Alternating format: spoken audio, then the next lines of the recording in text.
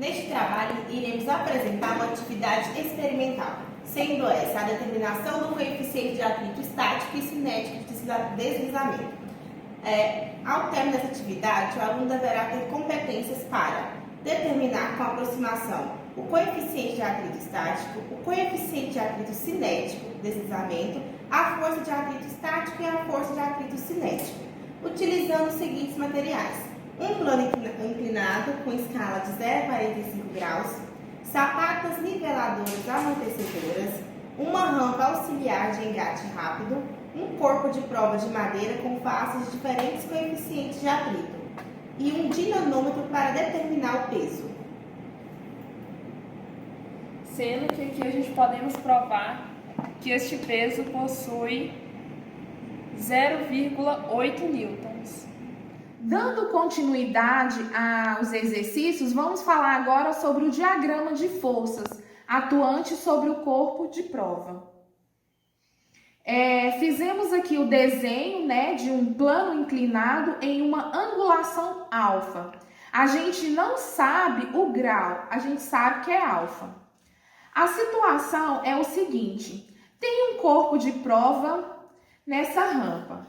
Esse corpo de prova não está preso por uma corda e não está preso por uma mola. Ele está solto. E a tendência dele é ele se movimentar. A tendência desse corpo é ele se movimentar nessa direção. Por que ele se movimenta? Porque existe uma força que em todo o corpo que é conhecida como a força peso, que vem nessa direção. E lembrando que ela é sempre a força peso, ela é sempre perpendicular ao chão. Mas como a gente tem um corpo sobre uma superfície do plano, vai surgir, uma outra força que é conhecida como a força normal, que vem nesse sentido e nessa direção.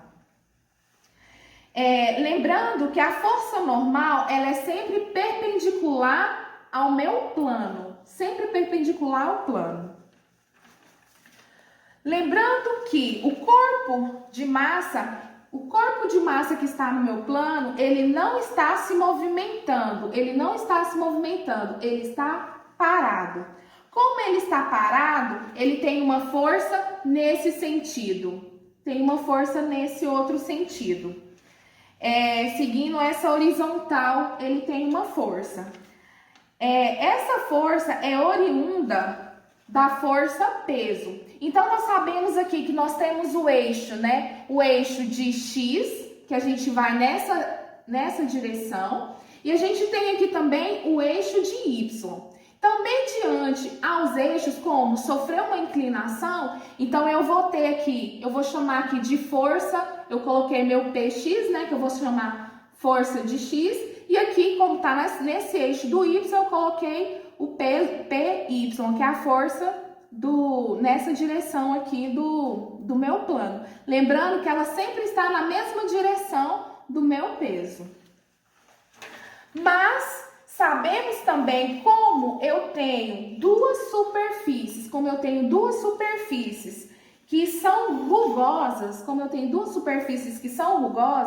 essas duas superfícies vão gerar um atrito que está nessa direção. Esse atrito a gente chama de atrito estático, porque eu já comentei anteriormente que o meu corpo de prova ele está parado. Se ele está parado, ele não se movimenta. Então, no caso aqui, eu tenho aqui um atrito estático. Por que o meu atrito está nessa direção? Porque observando o plano paralisado, a minha possível movimento que eu poderia ter é nesse sentido. Então, lembrando que a força do atrito ela é sempre contrária ao movimento. Então, eu concluo que aqui eu chamei esse esquema de diagrama de corpo livre. Se fala, justifique o motivo pelo qual o móvel não desce a rampa sobre a ação de sua componente P de X. A resolução é o seguinte: porque o ângulo de inclinação do plano é pequeno, o corpo mantém-se em equilíbrio, pois a componente de peso não será suficiente para compensar a força de atrito estático. No tópico 4.2 do roteiro, ele pede para determinar a força de atrito estático. Para calcular a força de atrito estático, a gente precisa do peso, que a gente já calculou em newtons, né, que deu 0,8, vezes o seno do ângulo. Como a rampa estava em 15 graus, nós vamos colocar aqui seno de 15. Portanto, a força de atrito é 0,258 newtons.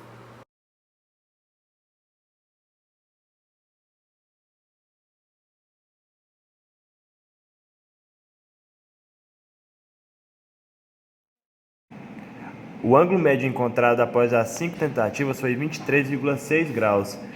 A gente fez as 5 tentativas, daí depois somamos e dividimos pela quantidade de tentativas e encontramos o ângulo médio de 23,6 graus. Dando continuidade ao exercício, aqui fala o seguinte: considerando o diagrama de forças, verifique a validade das seguintes expressões, né? Então, eu sei que no meu eixo de Y aqui, na minha força normal, o N ele vai ser igual a P cosseno de alfa. E no meu eixo de X, eu vou ter Px, que vai ser igual a P vezes seno de alfa. Então, agora aqui eu tenho as fórmulas, né, onde eu vou calcular, no caso, as expressões. Aqui fala também sobre o coeficiente de atrito de deslizamento. Então, para me achar a minha força de atrito,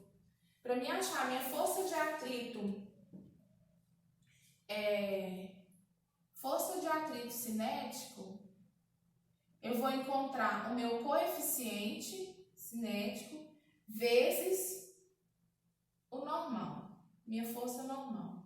Então, para mim calcular a força de atrito cinético, vai ser igual ao meu coeficiente vezes a normal. Considerando essas equações aqui, nós vamos provar da seguinte forma. O coeficiente de atrito cinético de deslizamento de um móvel que desliza em MRU sobre um plano inclinado é numeramente igual à tangente do ângulo de inclinação da rampa. Então, ou seja, o meu coeficiente cinético vai ser igual à tangente de alfa. Por quê? Se nós pegarmos aqui o meu coeficiente, eu vou passar para cá. Se nós pegarmos aqui o meu coeficiente cinético, ele vai ser meu coeficiente cinético vezes a normal vai ser igual a P vezes seno de alfa. Nós sabemos que o coeficiente cinético vezes P cosseno de alfa é igual ao meu P seno de alfa. Ou seja, o P vezes seno de alfa, né, que é o meu coeficiente. Então, se eu cortar o P, eu cortei. Então, eu vou ter o meu coeficiente, que é igual a seno de alfa, sobre cosseno de alfa. Seno dividido por cosseno, então, meu coeficiente, eu vou encontrar que vai ser igual a minha tangente de alfa. Então, eu encontrei a tangente que o exercício fala. Por que eu cheguei nessa tangente? Cheguei nessa tangente para dizer o seguinte, que a tangente, ela simboliza a relação entre o atrito entre as duas superfícies. Vai depender da inclinação do ângulo. Então, quanto maior for o meu ângulo, maior o meu coeficiente cinético, maior será o meu atrito. O exercício nos pede para verificar as seguintes fórmulas: a do normal, do Px e mais abaixo do coeficiente. Então, eu vou estar resolvendo elas. Na nossa normal, a gente tem o P, que é o peso, né, que a gente pesou e deu 0,8 newtons, vezes o coeficiente de alfa do nosso ângulo, que no caso é o ângulo médio que a gente encontrou, que é 23,6. Portanto, a nossa normal é 0,733 newtons. Para calcular a Px, a gente também vai precisar do peso e do seno do ângulo, que é o mesmo ângulo, né? 23,6. Então, a nossa Px é igual a 0,32 newtons. Para encontrarmos o nosso coeficiente, iremos calcular a tangente do nosso ângulo médio, né?